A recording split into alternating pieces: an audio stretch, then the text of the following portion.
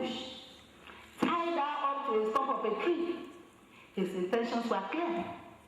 He drew out his cutlass and was just about to behead the little girl when some passers-by arrived, raised an alarm, and the man ran away. Meanwhile, the rescuer took her to an Ijebu-Jesha indigene who lived in Kajola. The indigene was just too glad to take her back to Ijebu-Jesha, and it was that indigene that made it possible for her to tell the story. Another experience is Omo Odo. Upon completion of her primary education, she came to Ibadan to serve as Omo Odo, a housemaid, to a family at Bodija. This family was most wonderful, God-fearing, caring, and loving, but she was so lured by other housemates in the neighborhood to leave this family. She left and ended up roaming the streets of Ibadan with no destination in view, with no money, no food, and no apparent end to her rambling in the big city. She became perplexed. She was still roaming the streets, especially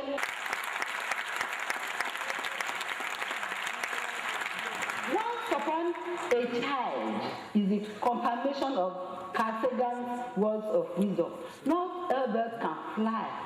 What separates the flyers from the workers is the ability to take off. Mr. Vice Chancellor, sir, in the rest of this paper, I shall attempt to examine a few concepts. These are childhood, early childhood education, theories of early childhood, and African perspective of early childhood education strategies, early childhood education in Nigeria policy implementation, and the Nigerian child matters arising. Childhood is a period of growth and development. My exposures in the field of early childhood education have made me to assert in 2001 that the tremendous amount of attention devoted to the subject of early childhood education stems from the complexities that typify the nature of the child.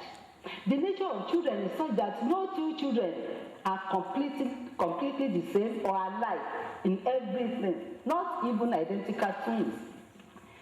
Childhood is the most vulnerable period of a child's life. Brain development during these critical years may be influenced by environmental conditions, and particularly those of us in early childhood education, we emphasize negative environmental conditions such as child abuse, violence in the family, and lack of stimulation in the early years. The quality of life for a child and the contributions that child eventually makes to the society as an adult can be traced back to the first few years of life. This therefore underscores the role of nurture in the development of the child.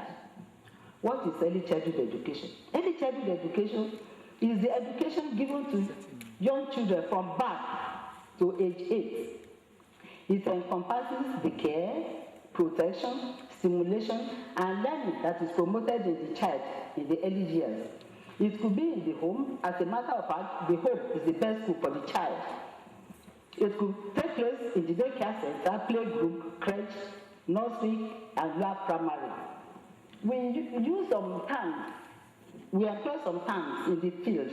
These are early childhood learning, ECL, early child care, ECC, ECG, early childhood development, ECCE, early childhood care and education, ECCDE, early childhood care, development and education, and early learning, among several other terms. Now let's look at some theories of early childhood education. We start with Frobe. Frobe says that the child is not just a small adult. Therefore, his education should be different from what is offered to the older children. To him, the child's education should be conducted by means of activities, needs, desires, and delights, which are common heritage of childhood. John Locke says the child's mind is tabula rasa, that is, clean, passive receptacle. Montessori says that the child needs an organized environment to which the child can attach meaning in the process of unfolding. Jean Piaget identified 3 sources of knowledge for the child. These are feedback from the material objects, feedback from the people, feedback from the structure that the child has built. According to Piaget, the realization by a child that objects have many properties, that objects can be classified in various ways, is the result of the child's activity on the object. Therefore, the more curious a child is, the more the child will explore, and the more knowledge the child will acquire. Early childhood education and African perspective. My African perspective of early childhood education does not intend to present in any way the well-known and documented areas of how our forebears trained their children, but rather highlight the soft skills that they practice, which unfortunately are being corrupted by media effects and globalization, among other reasons. The thrust of this inaugural lecture, therefore, is to steer our interest back to what we, as Africans, already have and start promoting them to make them work for African traditional early education as exemplifying some of the best practices that are suitable for raising African children. Mr. Vice Chancellor, sir, permit me, therefore, to use the title African Early Childhood Education Best Practices, and I've identified some strategies to achieve this. The first one is teaching by example. One of the surest ways that lessons are taught is to teach by example. Teach children respect by respecting them. Teaching by telling. Children need words as well as actions. Helping children learn to think. Posing to the child, how will you feel if someone did that to you? This will give the child opportunity to reflect on his words and actions. Helping children take on real responsibility. Unfortunately, today's parents, they are the hewers of wood and drawers of water for their children. Let the child take on real responsibilities. Balance, independence, and control. Set limits for children, thereby maintain balance, independence, and control. Too much parental control can lead the children to be rebellious, and the children will begin to make poor choices just to get some freedom from the parents. And too much freedom leads to the children feeling so overwhelmed because they are giving them too much power, which they are not yet ready for. Fostering a happy family. A close family gives children people to identify with, examples to learn from, values and traditions to uphold, and a support system to turn to in a time of need.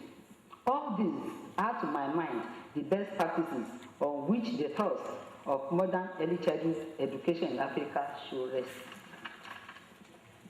Early childhood education in Nigeria, the desired Nigerian child. What Nigerians are particularly looking for in their children has been identified by Olukose in 2003. He says, we are looking for philosophers who can think of the way out of the squalor, poverty, insecurity, and dishonesty that we have found ourselves. We are looking for the great scientists to remove diseases and mystery from human existence. Nigerians are also looking for liberators who are able to deliver us from oppression and deceit. Leaders that will be sincere to the yearnings and aspirations of the country. And we are also looking for godly men and women who can lead Nigeria onto the path of moral and spiritual rectitude. Early childhood education is foundational. Foundation is the strength of any structure. Education in Nigeria is an instrument par excellence for effective national development. The National Policy on Education has stated the purposes of early childhood education as providing a smooth transition from home to school, preparing the child for the primary level of education, providing adequate care, inculcating the child the spirit of inquiry and creativity, teaching the rudiments of numbers, letters, and colors, inculcating social norms. The same policy has also listed a number of measures to be taken in order for us to be able to achieve these objectives.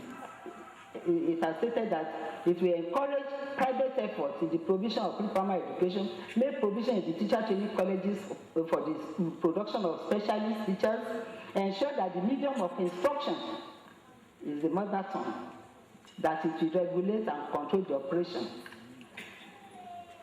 In 2002, I have conducted research on the implementation of the policy documents, and I've discovered that variations exist in the physical structure, the facility, location, material, age, enrollment, curriculum, administration, category of the offerings, registration status of the various schools, caregiver, teacher ratio, funding, etc., etc. Now let us look briefly at some of these variations in picture. That's a modern facility.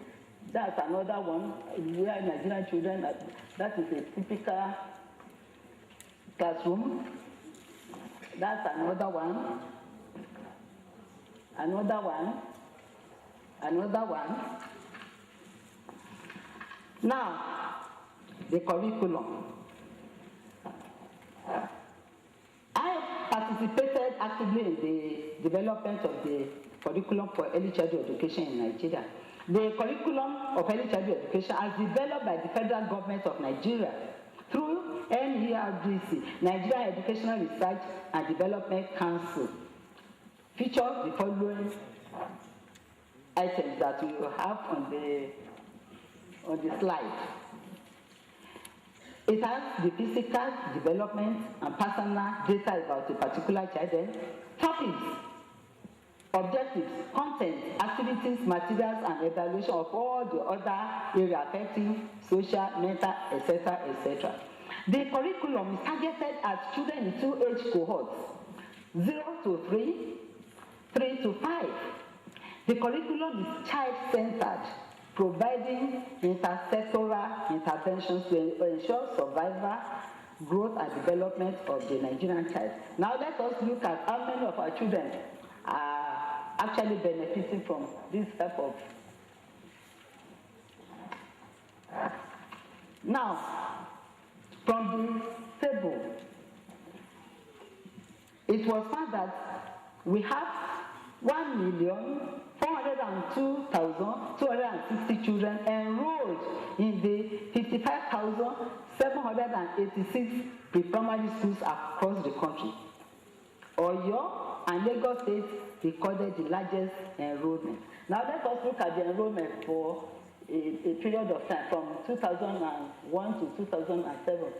You can see that in 2001, we have 938,717 children enrolled. And in 2007, you have 2,133,612 children enrolled in the center.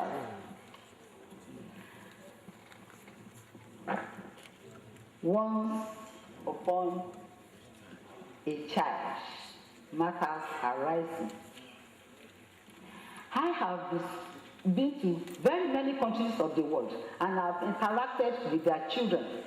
I can boldly say that Nigerian child is in many respects like its counterpart anywhere in the world. However, the Nigerian child is also in many respects different from them.